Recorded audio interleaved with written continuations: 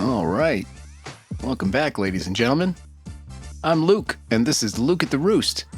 It's the late-night call-in radio show where you can call in and tell me what's going on in your life.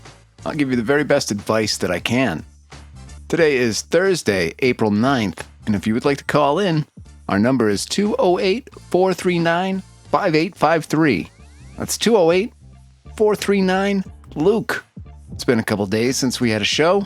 I've been working hard on passing my certified Kubernetes administrator exam, which has been not a whole lot of fun, but, you know, life goes on and we will get there. We surely will. Let's check in with our faithful intern, Devin, and see what he's been up to the last couple of days. Hey, Devin, what are your days been like the last couple of days?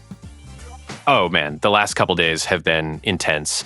Yesterday, I finally got around to cleaning my studio and found this old journal from high school where I wrote fanfic about being a pirate therapist.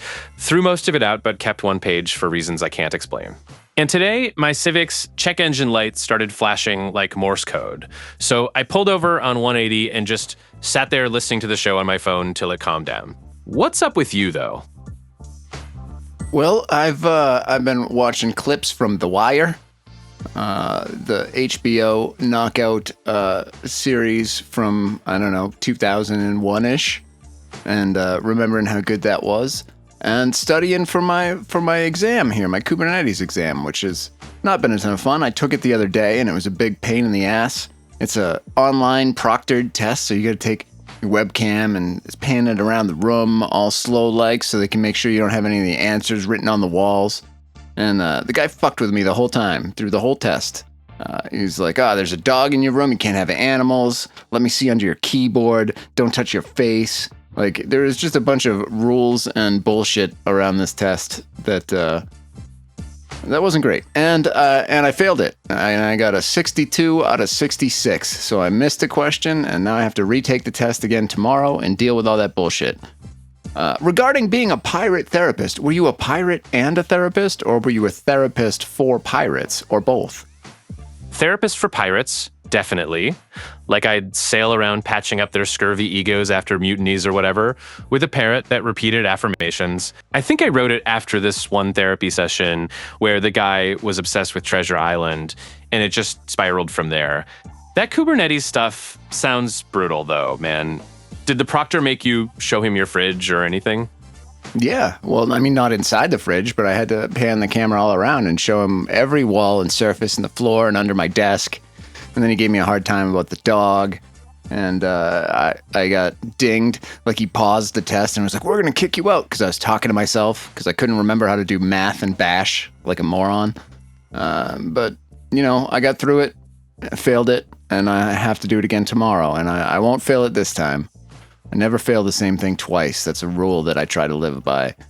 But pirate therapy sounds like an important and interesting profession. Did you know that the Pastafarians consider pirates to be godly creatures? The proctor sounds like a total nightmare. Pausing the test over a dog and you mumbling math, brutal. Yeah, Pastafarians straight up venerate pirates as divine beings, like the original chosen people of the flying spaghetti monster, and they blame global warming on there being fewer pirates nowadays. It's all in their gospel or whatever. Pirate therapy would have been a booming field there. Yeah, you can't really disprove it because, I've seen the chart. There is a chart. The lack of pirates as the pirate population has declined, global warming has increased. So you can see how they got there. Yeah, that graph is one of the best things on the internet. It's got this perfect downward line for pirates since like 10,800 and the temp shooting up right after. Kind of makes you wonder if we should all start sailing just to save the planet. Good luck on the retake tomorrow, though. You'll crush it. Yeah, I better fucking crush it because I don't want to do this shit again. It's an expensive test, and I almost quit before I even started because the proctor was such a dick. It took everything I had not to be like, you know what, this isn't fucking worth it. The 2 hours that I have to sit here with you motherfucker. It's not worth the certification, but I need the certification, so I'm going to have to keep taking that test until I pass it. And tomorrow is the day, at 8:30 p.m. Man, 8:30 tomorrow, that's prime showtime. You'll be acing that test while we're probably debating if Bigfoot prefers podcasts or vinyl. Hang in there, though. Sounds like you've got the grit for it. If the proctor gives you shit again, just picture him as a scurvy-ridden cabin boy. I picture everybody as a scurvy-ridden cabin boy, because, I mean, at our core, isn't that what we all are? All right, let's get started with this show, Devin. You think we're going to have a good one today? You ready? Yeah, man, I think tonight's going to be a banger. Lines are already lighting up. And I've got this weird feeling we're diving into some conspiracy-level alien abductions or whatever. I'm ready. Screens are queued. Coffee's hot. Let's do this. All right, let's do this. First up on our caller line here, we've got Deb. Deb, welcome to the show. What's going on in your life tonight? How can we help you? Oh, thank you for taking my call, Luke. I'm sorry, I know it's late. I'm Deb, by the way. I'm calling because I can't sleep and I've been sitting here staring at my phone for like 2 hours now, and I just need to talk to someone who isn't Gerald. That's my Jackrabbit. Mounted Jackrabbit on my nightstand. I already talked to him about this and he's not helping. My son sent me a Facebook friend request tonight. After 7 years, Luke. Well, actually, you're in luck because Devin, our intern, is actually a connoisseur of taxidermy, so maybe he's got something to add there. Wait, that's actually really interesting. I just looked it up. And it turns out jackrabbits are generally considered wild animals and aren't typically kept as pets, so a mounted one makes a lot more sense. All right. So your son sent you a Facebook request. Did you have some sort of falling out, or is there a reason that you weren't Facebook friends? How old is your son? And is it odd that he is even using Facebook at all? Because I think anybody under 40 doesn't. Well, Devin, yes, Gerald is mounted. I did that work myself, actually. I'm a taxidermist now, part-time. Used to be a dental hygienist, but I got bit by a patient during a cleaning, and I took it as a sign, you know? So that's what I do now. But Luke, my son, is 32. His name is Michael. All right. And did you have some sort of a falling out with Michael? Are you not speaking to Michael? Is that what makes this Facebook request meaningful, or is it just Facebook? Like, do you talk to him regularly on the phone and you're offended that he wouldn't accept your Facebook friend request, or what's the deal there? No, we don't talk. We haven't talked in 7 years, Luke. Not since he was 25. He cut me off. I don't even know exactly why anymore. I mean, I know what I did, but he never really explained it to me. We just stopped. No calls, no texts, nothing. And then tonight, out of nowhere, this request shows up on my phone. Well, why don't you tell us what you did so we can have some more context over what's going on here? Are you sure it's him and his account wasn't hacked? Because sometimes that happens, and somebody's Facebook account is given to a bot, and then the bot will, request everybody in their contact list, or who knows? What did you do? I don't think it's hacked. The picture looks like him. Older, but it's him. As for what I did, I chose my boyfriend over him. His name was Rick. Michael didn't approve, and I didn't listen to him. Michael was going through something at the time. I think he needed me. And I was just so wrapped up in Rick that I missed it. Okay, well, I don't think that the picture is good enough evidence to let you know that a request is real or not. Maybe you should actually call your son and ask if that's real, because that happens pretty frequently with the hacked accounts. But is Rick still in the picture? Is Rick still around? No, Rick's not around anymore. We broke up about 5 years ago. So I chose him over my son, and then Rick left me anyway. Which, I deserve that, I think. And you're right about calling him. I know I should probably call him, but Luke, I can't. It's true. Hacked accounts are a huge problem on Facebook. They even have a dedicated page on their help center for recovering accounts if you've been hacked. Yeah, well, good luck ever using anything on their help center. Doesn't matter how many dedicated pages they have. Nobody's looking at them. Yeah, Deb, why can't you call him? What's the problem? You chose your boyfriend over him. Okay, you made a mistake, but it's been 7 years, so why do you think you can't call him now? Obviously, you feel like he's reaching out to you, and maybe he is. And why is a Facebook friend request less meaningful than a phone call? Because a phone call means I have to actually say something, Luke. I have to explain myself or apologize or I don't know what. With the friend request, he's already done the hard part. He's already decided to reach out. If I accept it, then maybe he's already forgiven me. I don't have to ask. I don't think you have to ask. You just call, and if he answers and you can have a conversation, then maybe you can consider yourself forgiven. But you should have that conversation. You're a big girl, and you're able to have difficult conversations, and your son is important in your life, and it's silly not to talk to him for so long over some dude that left 5 years ago. So now you're alone, you got nobody to talk to, and your son's reaching out. I think you should just, ignore the Facebook request for now, because it could be malicious. And call your son and just say, hey, I don't want to not talk anymore. You're right. I know you're right. I'm scared he won't answer. Or he'll answer and he'll tell me he didn't send it, that his account was hacked, and then I'm back to square one. Or worse, he'll answer and I won't know what to say and I'll mess it up again. But you're right. I'm sitting here talking to a mounted jackrabbit at 3 a.m. when my son is trying to reach me. That's pretty pathetic, isn't it? Well, I don't know that I would say that it's pathetic. I mean, I'm talking to strangers on the internet all night on a radio show, so is that pathetic? Maybe. But interpersonal communication is complicated, and it's hard to say what's right and wrong there, but what matters is that you want to talk to your son. You did make a mistake, and you're big enough to admit that you made a mistake, and if that's all it takes, you can resolve the situation. So if you call and he answers, you're not at square one. That's beyond square one, right? Because you've got him on the line. And then all you have to do is say hello and see what his life is like, and if he is willing to be a part of yours again. Yeah, I hear you. I'm going to do it. I'm going to call him tomorrow. Not tonight, because it's 3 a.m. and that's just going to scare him, but tomorrow. During the day, I'm going to call my son and I'm going to tell him I'm sorry. And I'm going to ask him if we can talk. Really talk. All right.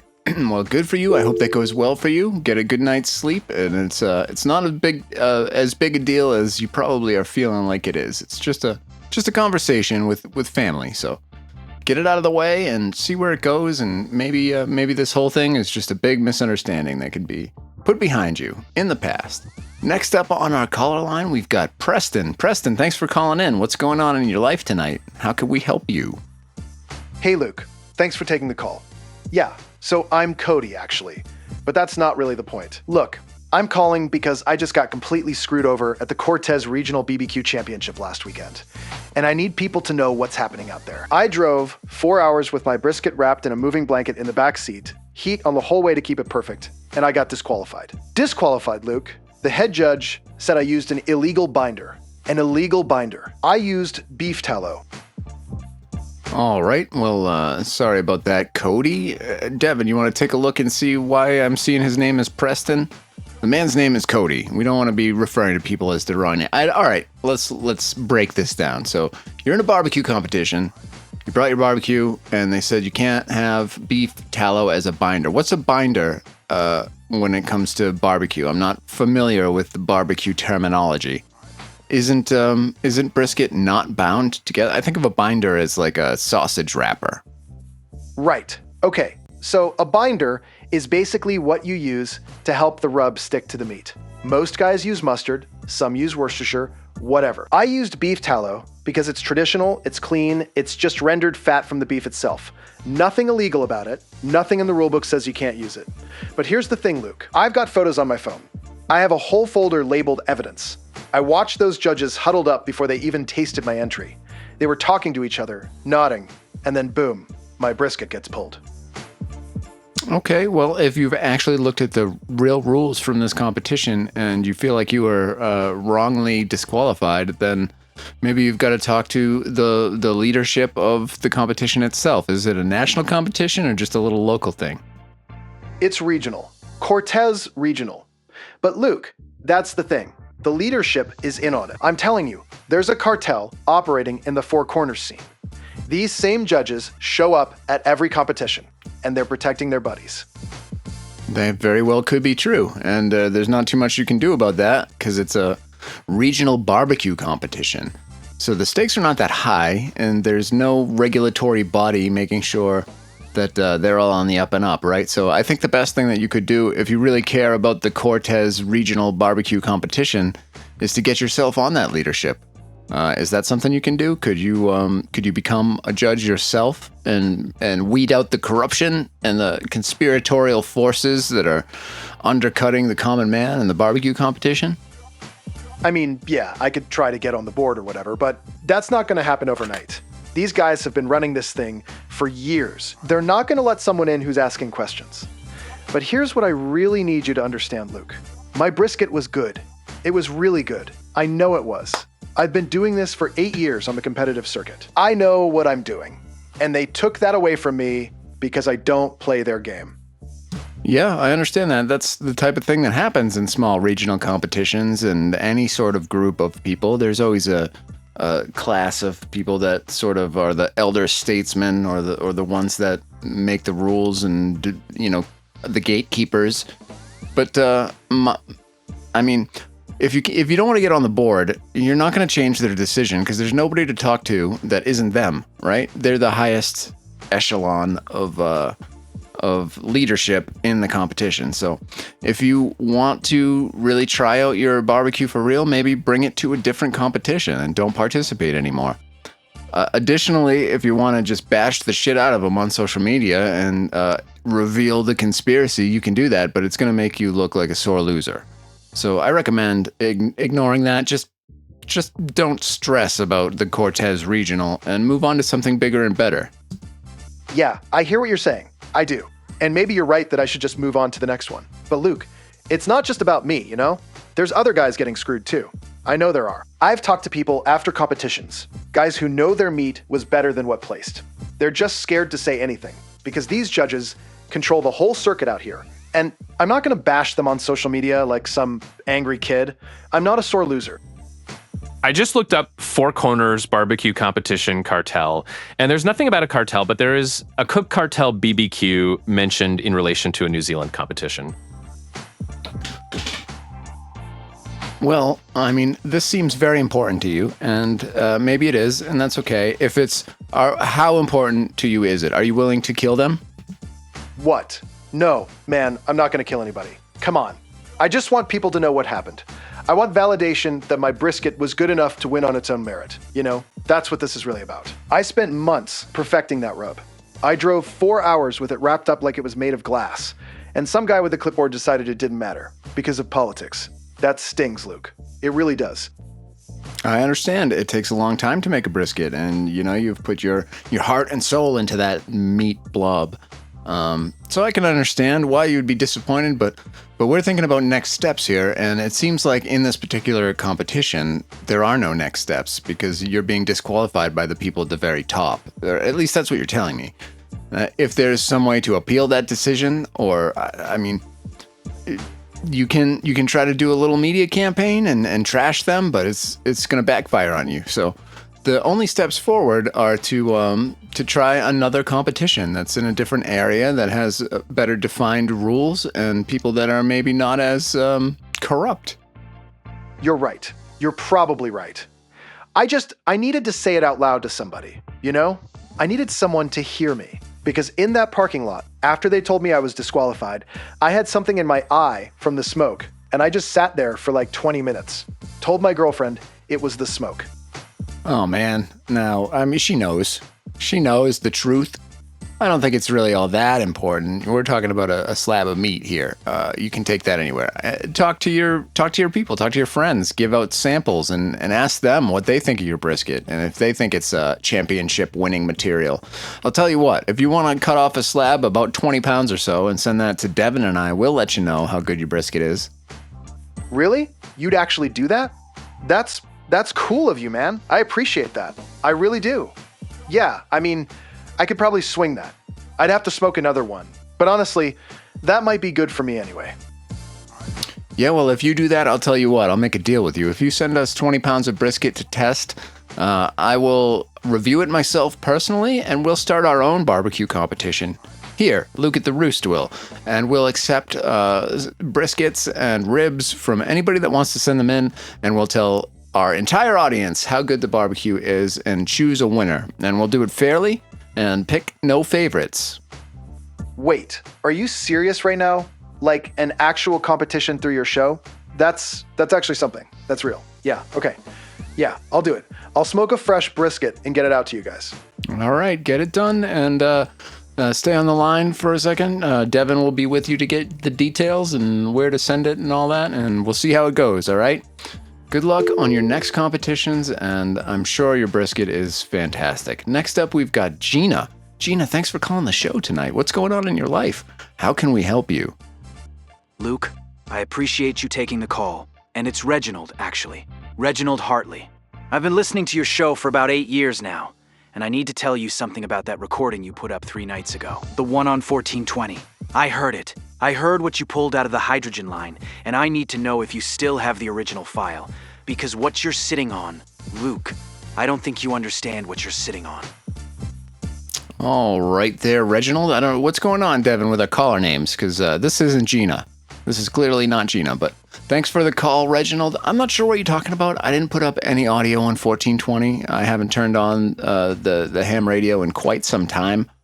And even if I did, I would not be broadcasting audio recordings because that's against FCC regulations.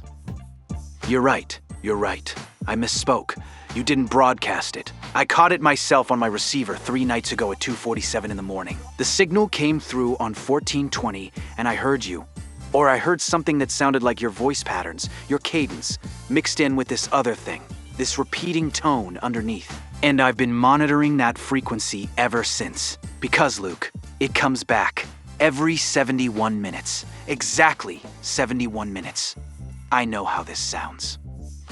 Well, I mean, there are lots of tones that are broadcast underneath the audio channel in radio. So it could be just a squelch tone. It could be DTMF, I think it's called. There are several types of tones that you could expect to hear down in that frequency range. I'm not sure what is this you're talking about, the hydrogen line? No, Luke, no. I spent 32 years as a radar technician in the Air Force. I know what squelch tones sound like. I know DTMF. I know every standard transmission protocol that should be on that band. Okay, I believe you. So why don't you tell us what you think you heard? Thank you. Thank you for asking me to explain it properly. The hydrogen line is 1,420 megahertz. It's sacred ground in radio astronomy, Luke. Nobody transmits there. It's protected. But 3 nights ago exactly, which matters because it was the anniversary, I picked up a carrier wave underneath what sounded like voices. Okay, so, I mean, there's a lot of explanations for that. Somebody could have not known that it was a protected frequency or not cared and just been broadcasting with their, who knows, it could have been a handheld radio that they were playing with and it was just on 1420. If you know that it's a protected frequency, why were you monitoring 1420? I monitor it because I've been logging anomalies for 37 years. 34 volumes in a green ledger book. Started in 1987. Most of it's noise, interference, nothing. But I check that frequency every night at the same time because it's clean. It's supposed to be clean. And Luke, the reason I'm calling you specifically, the reason I'm calling tonight, is because I recognize something in that carrier wave underneath the voices. A pattern. It's actually super interesting that Reginald brought up the hydrogen line because it's a specific spectral line at 142.040.575.1768 megahertz, and it's from a spin flip transition of a hydrogen atom. Huh. Well, that's kind of interesting. It's sometimes called the 21 centimeter line because the wavelength of that specific frequency is about 21 centimeters. Okay, you said you heard a pattern, and the pattern was the cadence and the audible quality of my voice? The pattern isn't your voice, Luke. I'm sorry, I wasn't clear. The pattern is the interval. Every 71 minutes, the signal returns. Not random drift, not interference. A deliberate 71-minute cycle. I've logged 8 complete cycles now. Okay, you've logged 8 cycles since when? When did they begin? 3 nights ago. Like I said, 3 nights ago at 2:47 in the morning. That's when I first detected it. And Luke, I need to tell you why that matters. That date was the 3rd anniversary of my wife's death, Celia. She passed 3 years ago to the day, and I was up monitoring like I always am on that night. And that's when it came through. I've backed up the audio file. 3 separate USB drives. Well, I keep them in different rooms of the house. I don't know who else to tell this to, Luke. I'm 78 years old. I won't be around forever. If something happens to me, if I'm gone, then nobody knows about Celia. Nobody knows about the 71-minute cycle. That's why I'm calling. Okay, well, something else happened 3 nights ago, too. There's a ceasefire called in the war on Iran, so there's probably lots of radioactivity happening. I don't know if it's your wife calling you from beyond the grave, and maybe it is, but it could also be a terrorist sleeper cell in the United States being activated. I don't think it's my wife calling from beyond, Luke. I'm not a fool, but you're right that something happened 3 nights ago.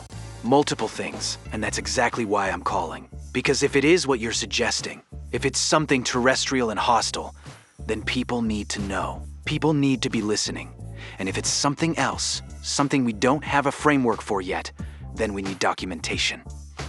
Well, maybe you should reach out to the FCC or your local amateur radio group, the ARRL, and they might be able to triangulate the source of that signal and figure out what it really is. I've thought about that. I have. But Luke, the FCC takes weeks. The RL takes longer. And by then the signal could stop. Or it could be classified. Or it could be explained away as weather phenomenon or solar activity.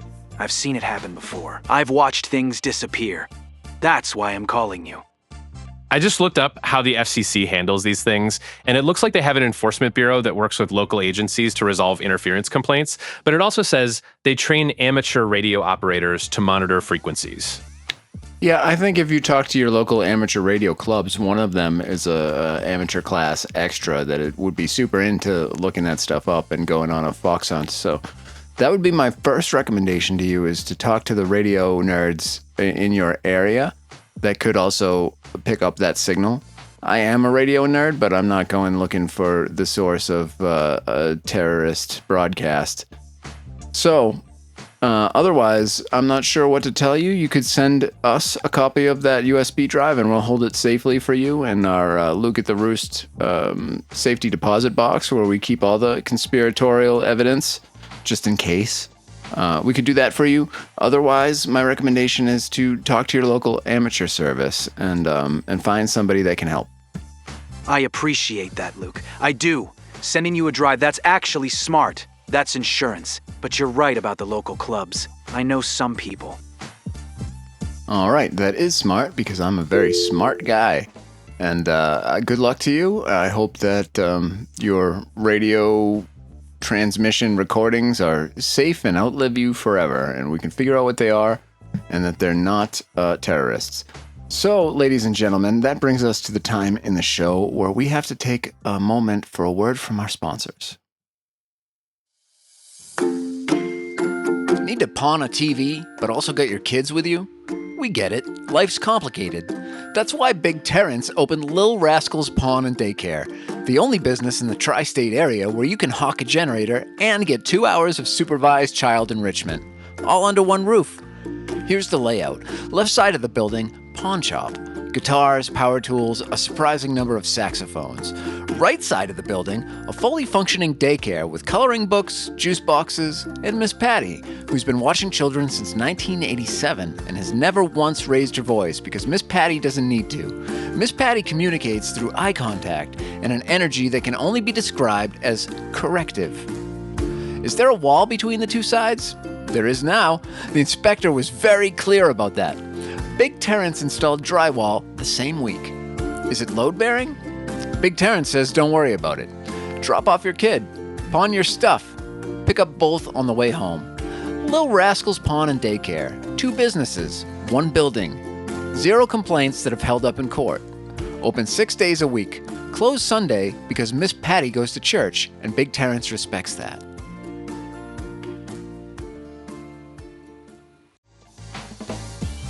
All right, and we're back. So it seems like we've got an issue with our caller screen. I'm not getting the correct names for people, so tell you what, I'm just going to ask. Hey, you got the show. This is Luke at the Roost. Who are we talking to? Hi, Luke. I'm Yesenia. Thanks for taking my call. I've been listening for like 20 minutes trying to get through, so I'm still kind of, yeah. Hi. Hi. You sound very sleepy, Yesenia. What kind of name is that? Where are you from? It's Yesenia, actually. Yesenia. I'm from here, like the valley. My family's from Mexico originally, but I was born here in Texas. And yeah, I'm tired because I just got off work like an hour ago. I work overnight at Whataburger on weekends, so my sleep schedule is pretty messed up right now. I understand. My sleep schedule is usually pretty messed up. So what has you calling in tonight? How can we help you? Okay, so I got into a nursing program. I applied twice over 2 years, and I finally got in this time. I'm really excited about it, but my mum wants me to defer. Again, she wants me to come home and help with my younger siblings, because my stepdad just had back surgery, and he can't do a lot right now, and she needs me there. And I know that sounds like, okay, family comes first, right? But I already deferred once before. Nope, I would disagree. Family does not come first. You come first, and if you finally got the position that you're trying to get into, you should go for that. You're not the one that decided to have a bunch of kids and didn't think about how you were going to manage them. So that's on your mother to figure out. If she's gonna make a deal with some of her friends to come over and help out, then fine. But you've got a plan. You just got accepted into looks like your dream program, so I think that you should do that, and your mother will have to deal with it. I know that's what I should do. It's hard because she makes me feel like I'm being selfish. Like, she'll say things like, after everything I've done for you, and family takes care of family, and I believe that, I do. But I've been working these overnight shifts at Whataburger for 2 years. I applied to this program using the Wi-Fi during my 3 a.m. breaks. Yep, and now's your chance, and you should take it. And that's what mothers do. No matter what it is that you do, they will find a way to make you feel guilty for it. So don't worry about it. I mean, you just have to put that aside and go do what you need to do for your own development and the life that you want to live, because this is your time to do that. And if that's selfish, then fine. Who cares? We're talking about yourself. So this is the time to be selfish. It's different if there's a serious, like, if you found out your mother had terminal cancer and she had 3 months to live, maybe you would go down there to spend those 3 months and help out. But just because your dad had a back surgery doesn't mean that they can't manage the household. They're the ones that chose to have several kids, and they have to deal with those consequences. So my recommendation for you is to be happy. Congratulations on getting accepted to your program, and go do it. Yeah, okay. I think I needed to hear that from someone who isn't. I mean, I told my mom I was calling a friend tonight because I knew if she found out I was calling a radio show, she'd be upset. But hearing you say it like that, like it's actually okay to do this for me. I keep the acceptance letter in my apron pocket. I touch it during slow hours at work when I'm restocking or whatever, just to make sure it's real. And I'm scared that if I defer again, I won't go back. I'll just stay there and help, and then one day I'll be 30, and I never went. Yep, and your instincts are very right there. That's exactly what would happen, so don't let that happen. You've got your opportunity now, and take it. And don't feel guilty about it at all, because it's your life and you're building it now. So build it the way that you want it to be, because you're going to have to live with it for the next 60 years. Okay. I'm going to do it. I'm going to tell her tomorrow that I'm going. I'm not deferring again. I needed to hear someone say it out loud, you know? That it's okay, that I'm allowed to do this, because in my head I know it. But saying it out loud to someone else makes it real. Thank you, Luke. You're very welcome, and congratulations on your acceptance. That's exciting, and I hope you have a wonderful start to your new life. You heard it from me. It's perfectly okay to do what you want to do with your own life, and don't let anybody else get in your way, because they will. Everybody will. So, yep, take care of yourself first, and then with what's left over, then you can help. All right, who's next up on the caller line? Our names are coming in wrong, so who am I talking to? Yeah, hey Luke, it's Phil. Just Phil. Regular Phil. And I gotta tell you, I'm calling because something absolutely ridiculous is happening in my life, and I need to know if I'm crazy or if this is actually insane. All right, hit us with it, regular Phil. Let us know. What is it that's going on in your life? Okay, so my ex-wife is getting remarried. Good for her, right? I'm happy about it, genuinely. But the guy she's marrying is also named Phil. His name is Phil. Same name as me. And now my kids have started calling him Big Phil and me Little Phil. And Luke, I found out about this at a soccer game. My son literally yelled across the entire field, "Big Phil, bring me a Gatorade." And I was standing right there with a Gatorade in my hand. Okay, so you don't like being called Little Phil, I assume, by your children. But you know what? It doesn't matter. Those little nicknames aren't going to last for long. Your kids are kids, and they're going to grow up, and you can just tell them, like, don't call me Little Phil. You can call me Dad. Yeah, I mean, you're right. You're right. That's the logical thing. And I know that. I do. But here's the thing. I'm a middle school PE teacher, Luke. I know kids. I know how they work. This isn't going away. Well, if this is the type of thing that isn't going to go away and you're in a leadership role as a parent and as the leader of the kids in the middle school, then maybe you are the Little Phil. You know, if you can't stand up for yourself and get them to stop calling you a name that you don't like, then that's not very good leadership, is it? Wow. Okay. That's actually fair. That's a fair point. And I hate it. You're right. I should be able to just tell them to stop and they stop. I'm their dad. That's right. And, I mean, you don't have to be an asshole about it. I mean, you can try whatever methods that you're aware of with your experience as a middle school teacher. I'm sure you've got some tips and tricks for dealing with kids that age. But if that doesn't work, then get increasingly more regimented, more hard about it, and be like, look, I'm not going to accept this. You cannot call me Little Phil because it's disrespectful, and I'm your father, and you're going to respect me, or something happens. And then you have to decide what that something is that is meaningful to them, so they take it seriously. You can't play Minecraft or whatever it is kids do these days. Right. No, I get that. I do. And you're not wrong about any of this. It's just, Luke, it's not really about the name, you know? I mean, it is about the name, but it's not. What is it about? You're saying it's about the name, and I can understand why you wouldn't want to be called the little version of your name when your ex-wife's new husband is the bigger Phil. But, I mean, they obviously respect him more, and it's on you to fix that. So make yourself respectable, and they will respect you. No, that's not. I mean, yeah, maybe some of that is true. But it's not that they respect him more. It's that he's new. He's the new thing. He shows up and he's Big Phil, and I'm just the guy who's been there the whole time, you know? I'm the one who takes them to soccer. All right, well then you understand what's going on here, and it shouldn't bother you because it isn't personal. It is personal, though. That's the thing. It feels personal. Because what if they just decide that Big Phil is the better Phil? Like, what if that sticks? What if in 5 years, 10 years, they just think of him as Phil, and me as the little version of that? And that's up to you to control because you are Dad. You're not Phil to them, and you should never be Phil to them. You should be Dad to them.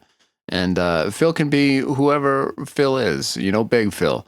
If he's Big Phil forever, so be it. You're still Dad, and Dad is over Big Phil.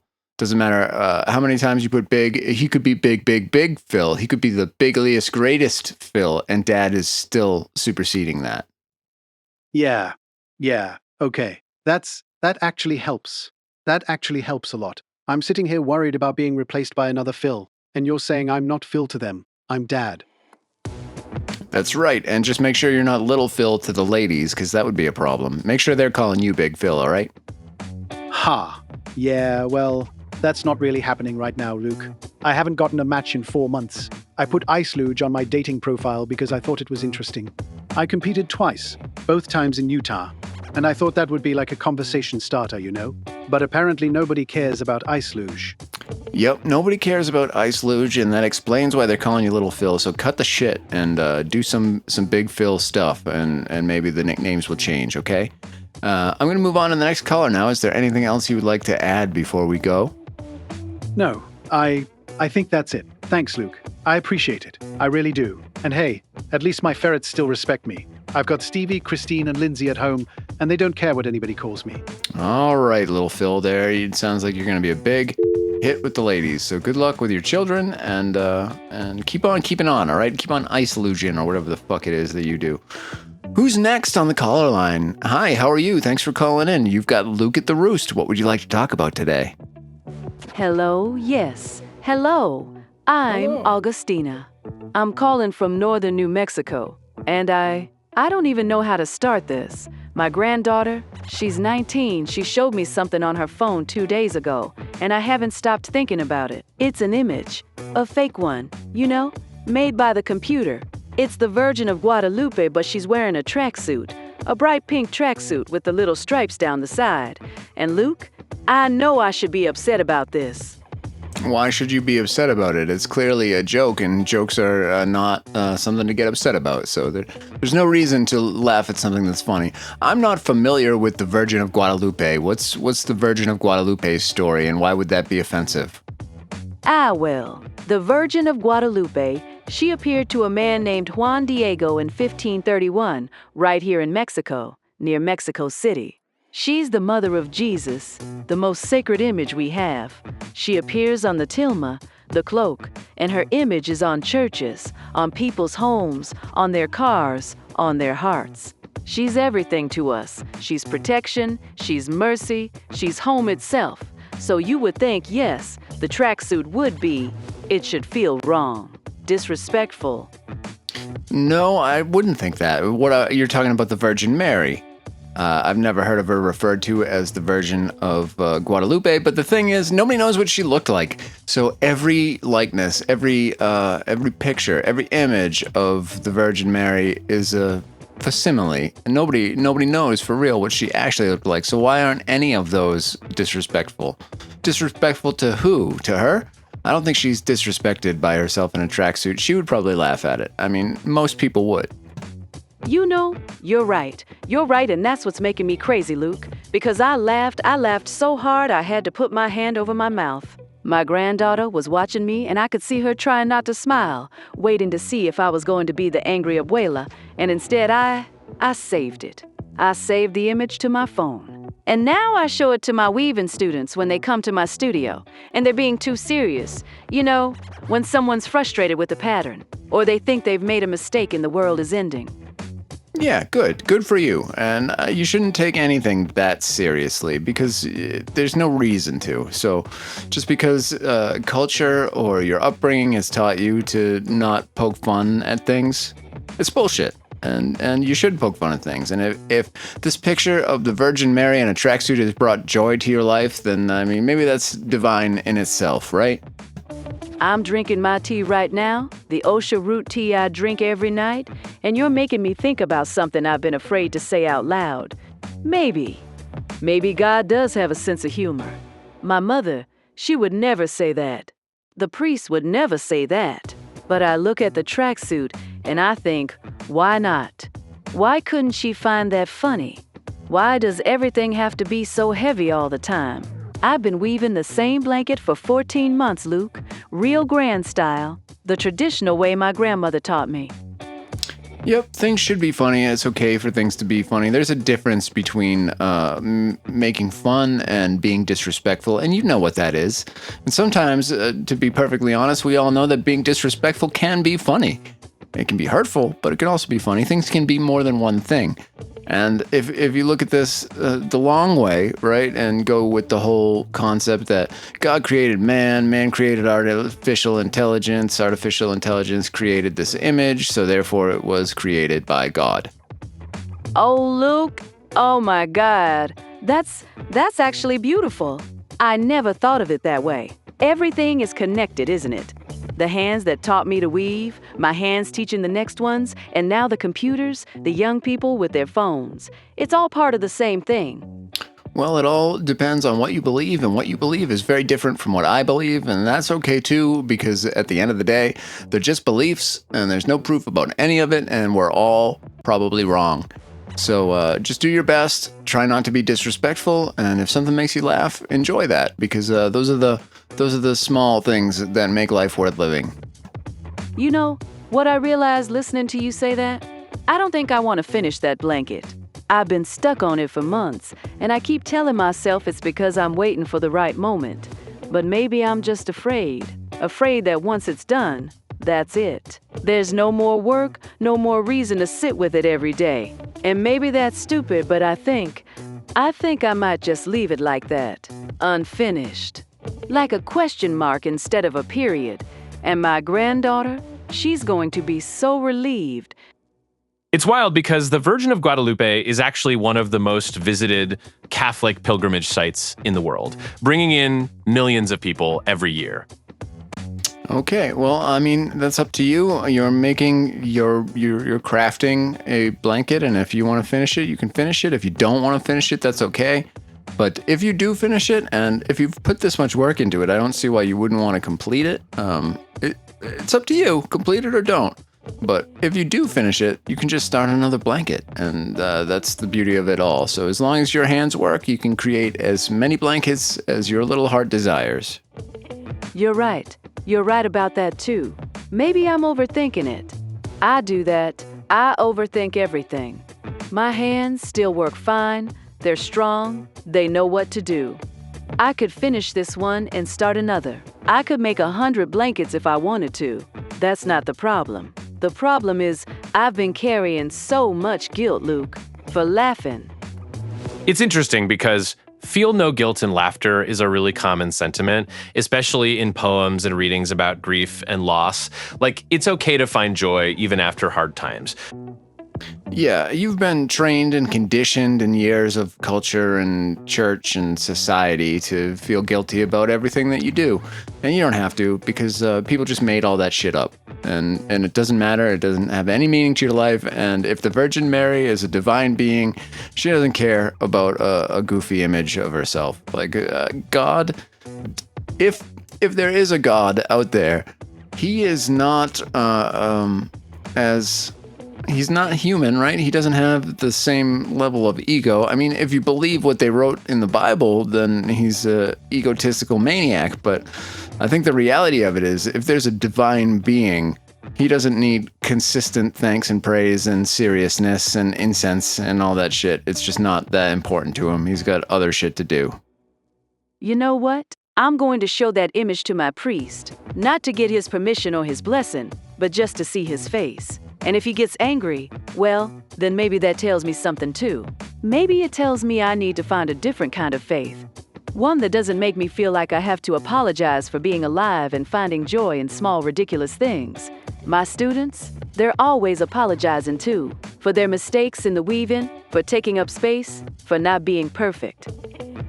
All right, sounds like a good plan. And you're on the right path, and whatever God you pray to is proud of you tonight. So you enjoy whatever images make you smile, and don't feel guilty about it if you can. I mean, it's easier said than done a lot of times.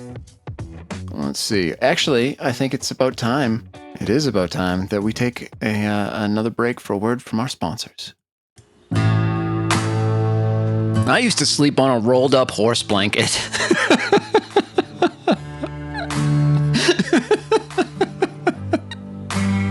I'm not.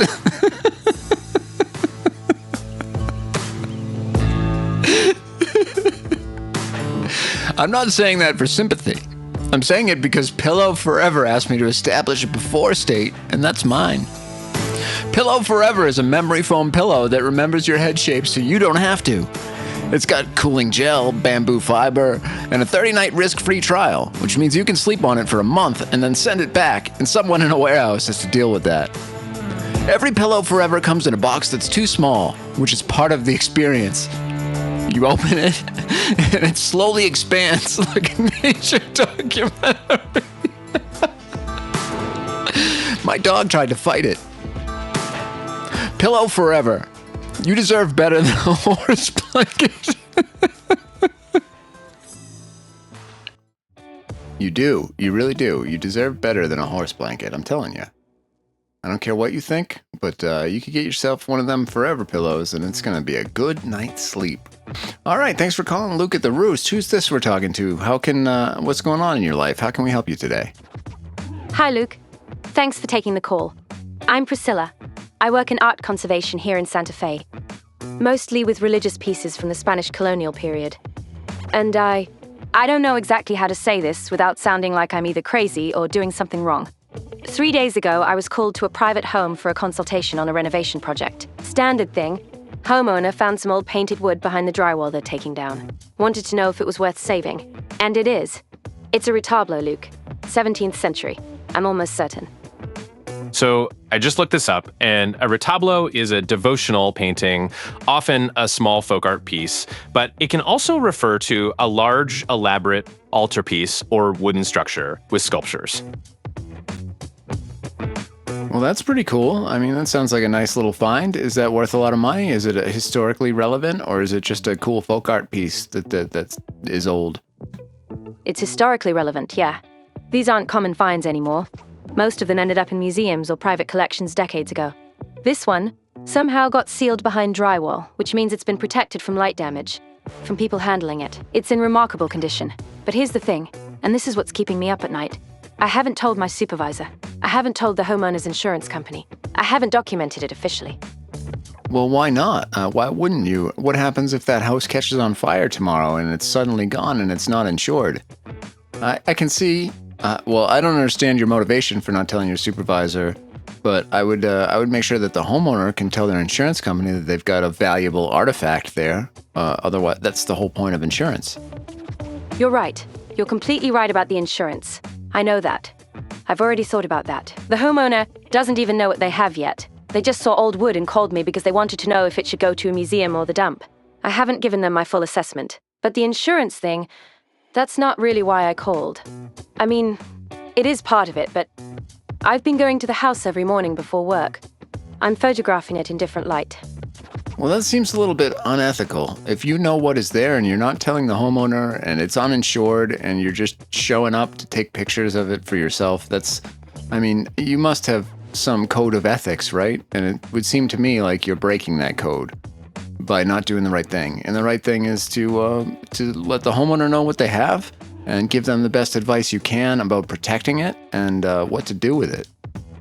I know that sounds bad when you say it out loud like that. And you're not wrong. But it's not like I'm stealing it or planning to keep it. I have 200 photos on my phone. I've been documenting it in the morning light, the afternoon light.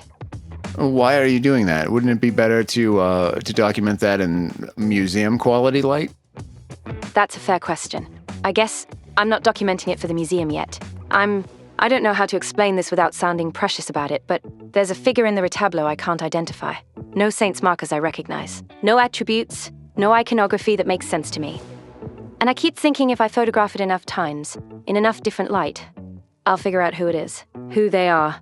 And I think part of me knows that once I report this officially, it stops being mine to wonder about. It becomes a case file. Well, it isn't yours to wonder about now, and what you're doing is wrong. So you should cut it out. And the truth is, maybe there's no figure in there. Maybe it doesn't make any sense. It's a piece of art, so it's not necessarily a piece of art that is tied to something you would know about. I think you should make sure that the homeowner knows what that is. And you said yourself that it needs to be protected from the light. So if you're going there and letting the sunlight shine on it, then you're not only withholding information from the homeowner, but you're also damaging the art piece and a historical artifact. And if you care about what you do and you care about the art piece, then you wouldn't be treating it in that way. Oh God. I know about light damage. That's basic. But I've been so focused on the photographs that I didn't think about. Every time I open that wall up, every time I'm standing there with my camera, I'm exposing it to UV. I'm literally damaging what I'm trying to protect. I just found that UV light is actually one of the biggest dangers to historical artifacts, causing fading and deterioration of pigments and materials. Yeah, so here's what you do. You come clean, you follow whatever procedures that you have in place for this sort of thing. There must be procedures to keep it safe, and you don't stop treating it like it's yours, because it's not. It's not an artifact that you found. It's an artifact that the homeowner found. They own it, and it's up to them to protect or sell or throw it away. If they want to give it to you, that's different. You can bring it to your own house and take pictures of it at whatever angle you want. But it's not yours today, and you need to stop treating it like it is, because it's not okay. You're right. I know you're right. I grew up evangelical in Hobbes. and I still don't entirely trust my own reverence for these objects. I became a conservator because I love the work, but sometimes I wonder if what I feel when I look at something like this is actually reverence, or just aesthetic appreciation. And maybe I've been keeping it private, because if I report it, if other people see it, they'll know whether what I'm feeling is real or not. They'll authenticate it or dismiss it. And either way, I lose the space where I get to decide what it means to me. But you're saying that's not actually how this works? No, that's not how it works. Nobody can authenticate what something means to you. If it's important to you, it's important to you, and you can assign whatever meaning you want to it. And the truth is, if it truly is an artifact with historical relevance and it does end up in a museum, well then, you can put that on your resume as the person that helped uncover that, and also you can go to the museum and you can appreciate its aesthetic composition at your own leisure, where it's safe and protected and insured. It's in a home in the North Valley. I can call the homeowner today. I should call them today. And I need to tell my supervisor at the museum. She's going to ask me why I waited 3 days, and I'm going to have to tell her the truth, which is that I was being selfish, and I was damaging the piece while I was doing it. But you're right about the resume thing, and about being able to see it in the museum. I needed to hear someone say that what I'm doing right now is actually the opposite of protecting it. Yep, and I think that's the right thing to do, and you will have to come clean, and that's okay. It's been 3 days. I think probably your supervisor will understand what was going on in your head. You can explain that to her, and since you did come back and come clean and submit it and do it the right way, I think there won't be any issue with that. I think everybody understands that people are human and we have some weird thoughts, and as long as you came around before anybody caught you doing it, I think you're going to be just fine. So do the right thing. Thank you, Luke. I'm going to hang up and call the homeowner right now, and then I'm going to call my supervisor. I appreciate you not letting me rationalize this. I really do. I think I needed to hear it from someone outside my own head, because my own head was being very creative about why this was okay. Yeah, I bet it was, and it's not okay, so I'm glad that you took the advice and do the right thing, and everything's going to work out just fine. And congratulations, it's still exciting no matter what happens. You found a cool artifact in a historic place, and it's a neat story if nothing else. So good for you. All right, so who do we have here on the caller line? I'm Luke. This is Luke at the Roost. Thanks for calling in. What's going on in your life tonight, and how can we help you? Hey, Luke. Marcus. Thanks for taking the call. Look, I've been listening to your show for a while, and I don't usually do this, but I need to talk something through, and my wife has basically banned me from bringing it up at home anymore. So here we are at midnight on a Tuesday. I'm a vice principal up in the county, but I also judge regional BBQ competitions. Been doing it for about 8 years now, and this past Sunday, I made a call at the state qualifier that I'm still not entirely confident about, and it's eating at me. Uh-oh. Well, we just had a call earlier today. I think it was our first call when somebody was disqualified from a barbecue competition. Did you disqualify him for using beef tallow as a, what did he call it? I don't remember. Binder. No, that wasn't me.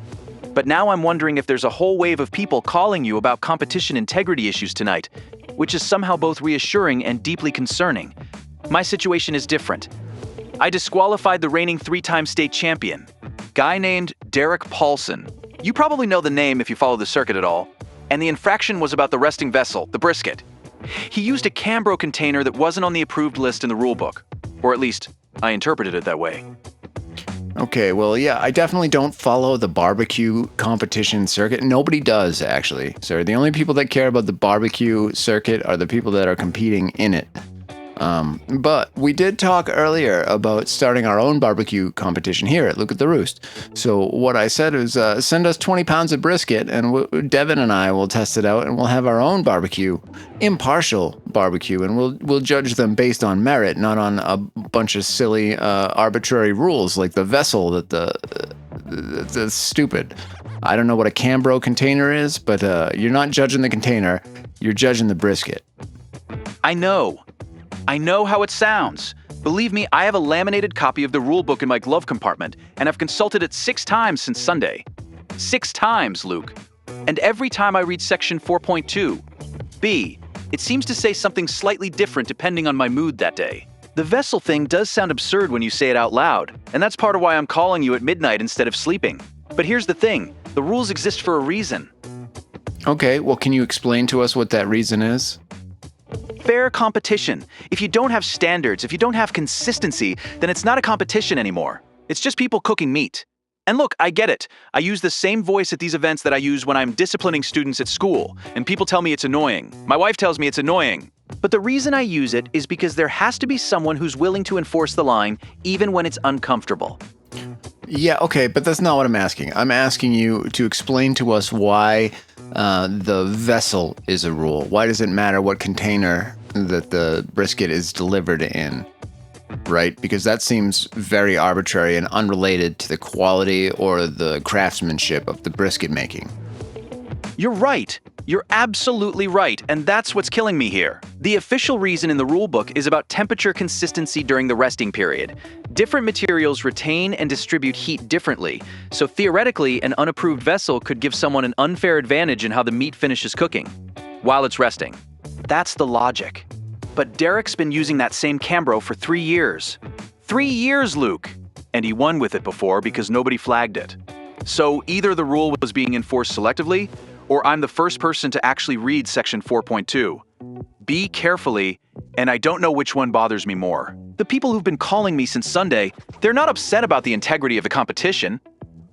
Were they upset because the best brisket didn't win because you picked some obscure rule out of a rule book to enforce so you could, show your integrity? Yeah, it sounds like you were being a dick, and you were more concerned about yourself or how you're reviewed as a judge than the actual purpose of the competition. So, yeah, it seems like I would say that you were an asshole here. Okay, that's fair. That's what I needed to hear, I think. But here's where it gets complicated for me. I'm getting pressure from people I respect, people who know Derek, people who know his family. Pressure to do what exactly? Can you revise your selection? Because that wouldn't be fair at this point either. You've handed somebody else the win, right? So it seems like the only thing that you can do is be better going forward. Yeah, you're right. I can't reverse it now. That would be even worse. And the pressure isn't to reverse it officially. It's subtle. It's people I see at the grocery store.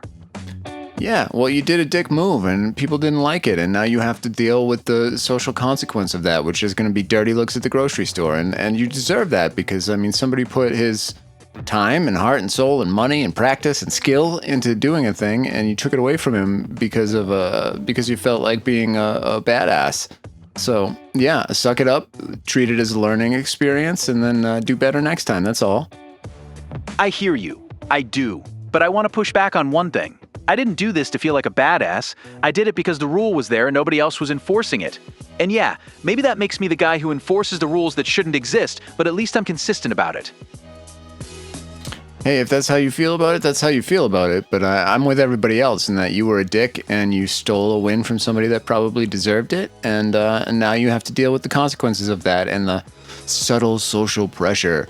Because it's all about you, right? It's all about you and how you feel and how people treat you. It has nothing to do with the guy that put all of his effort and time and money into actually winning the competition. No, that's not fair. That's not what this is about for me. Look, I called you because I needed to know if integrity in a low-stakes arena still counts as integrity. That's the actual question I'm wrestling with, not how people treat me. I don't care about the dirty looks. I care about whether I did the right thing or whether I just hid behind a rule book because it was easier than making a judgment call based on the spirit of the competition instead of the letter of it. Yeah, well, I don't know if I can be more clear. What I'm telling you is yeah, you hid behind a rule book because it was easier than making a judgment call based on the spirit of the competition instead of the letter of it.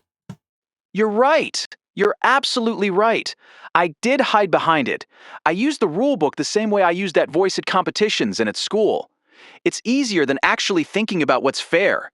Derek made better brisket than whoever won. We both know that. Well, if you really want to repent for this transgression, I think the correct thing to do would be to step down from the judging panel of the competition because you're not thinking clearly and you're not a good judge and you screwed a guy and that wasn't fair and you're no longer of sound mind and you don't exhibit the qualities of somebody that should be a judge of other people's work. I'm not stepping down, and I don't think that's the answer. Look, I made a bad call. I see that now. But stepping down is just me running away from it. Same as if I reversed the decision. What I need to do is stay on that panel and do better. All right, whatever you say, buddy. I think you need to step down and spend some more time with your family, because I wouldn't want you judging me based on the vessel that I transported my work in. That's fucking foolishness. And yeah, you're an asshole and a power-hungry man that doesn't deserve to be in a position of power over people. Okay, thanks for calling in. Welcome to Luke at the Roost. I'm Luke. Who is it that we're talking to tonight? Hi, Luke. This is Yolanda.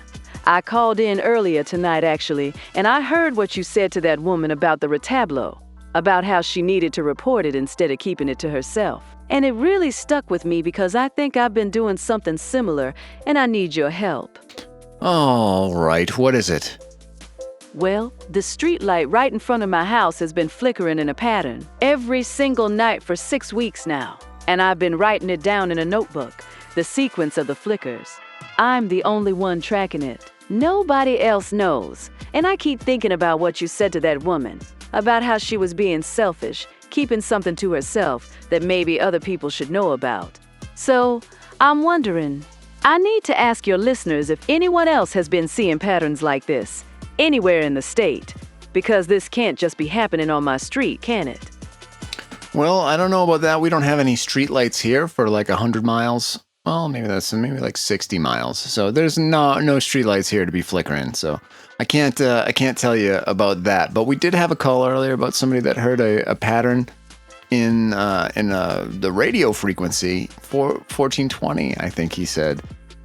And he couldn't explain that. He thought it was maybe his dead wife, if I remember correctly. I'm not sure, but I don't think this is a thing. And I don't think you have to worry about the pattern flickering in the streetlights. And I think maybe everybody's just going a little bit insane and conspiracy laden. And that's probably a reflection of our current socioeconomic political environment. Luke, I hear what you're saying, but okay, listen. I'm not crazy. I worked for the Postal Service for 32 years. I know how to observe things. I know how to keep records. And I've checked this against Morse code. I've checked it against the lottery numbers. I've even compared it to the Mayan calendar because my granddaughter suggested that, and I wanted to be thorough. My husband, Roberto, was an electrician. He passed 4 years ago. So yes, I know what a faulty wire looks like. I know what a loose connection sounds like.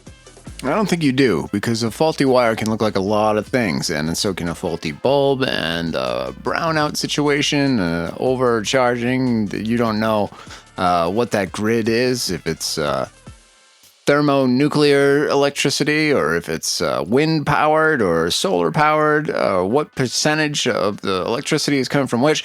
There's many hundreds of thousands of variables here that can affect the brightness, the luminosity of a light bulb. And I don't think this is a thing. Look, you've already tried to compare your findings with random, arbitrary codings, and that's not working out for you because there's nothing there. There's nothing in this. It's a random thing. So it's not a message from beyond the grave. It's not a message from a terrorist organization. It's not aliens. It's just a flickering light, and you can go to bed. Luke, you're right. You're probably right about most of that. But I set up a Ring camera. My granddaughter helped me. And I watch the footage every morning with my coffee.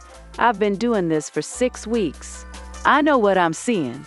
And I'm not saying it's aliens or terrorists. I'm just saying that it started on Roberto's birthday. 6 weeks ago, on his birthday, the light started doing this. Okay, well, you have yourself a wonderful night. You don't sound crazy at all. And find something better to do with your time than watch the flickering of the light bulb down the street. That's what I have to say to you. All right, I think we've come to the end of our show tonight. Devin, how do you think this one went? What's going on with our callers? Why is it that I'm seeing the wrong caller names? Yeah, I've noticed that too. Sometimes the caller ID pulls the wrong name from their phone carrier or whatever. I think it's the switchboard software messing up the metadata again, like it did last week with that one guy who showed up as Pizza Hut. Want me to restart the caller queue or poke around in the back end real quick? Yeah, I mean, for tomorrow, let's get this figured out because it's a little bit annoying me not knowing who I'm talking to. So Yeah, do what you gotta do. Do your troubleshooting steps and make sure it's working tip-top for tomorrow's show, okay? Got it, Luke. I'll stay late tonight, reset the metadata parser in the switchboard, test it with a few dummy calls from my phone, and ping the carrier API if it's still glitchy. Ought to be rock solid by tomorrow. Anything else before the next caller? Nope, we're done with the callers today. The show is ending, and we're just doing a little wrap-up, you and I, before we go for the night. What are your plans for the rest of the evening after you're done fixing the switchboard? Oh, man, after I get the switchboard squared away, probably around midnight or so, I'll peel out in the Civic, check engine light blinking like always, and hit that 24-hour diner in Deming for some huevos rancheros. Been trying to chat up the night shift waitress there. She's got this tattoo of a cactus on her wrist that I swear moves when, ironically, my last date ghosted me right after I told her about the time my mom locked me in the basement during a blackout as a kid. Anyway, what about you, Luke? Hitting the bars or calling it early? No, there are no bars, and I don't go to them anyway. I'm gonna hit the old dusty trail. I'm going to bed. I think I got a big exam tomorrow, and I have to pass it this time, or I'm gonna lose my goddamn fucking mind. Well, all right, ladies and gentlemen, that's the end of our show. We'll talk to you again tomorrow. Oh, there's Devin. Oh man, an exam? That's rough. Good luck tomorrow, Luke. You've got this. I barely passed my comms finals at NMSU by pulling all-nighters with nothing but Mountain Dew and this one dream catcher my grandma made that I hung over my desk. Seriously, crush it and hit me up An if you need exam? any last-minute Like, what flashcards is for your happening? pilot's license Night or something. boss. You've got this, Luke. Oh, No way maybe you the- bomb maybe the after killing it flickering on air lights. tonight. Hit the hay, man, and text me if you need last-minute flashcards or whatever. Night. Wow, maybe they were right about the flickering lights. Jesus, that was pretty weird. Okay, everybody have a good night. We're taking off, and we'll talk to you again tomorrow.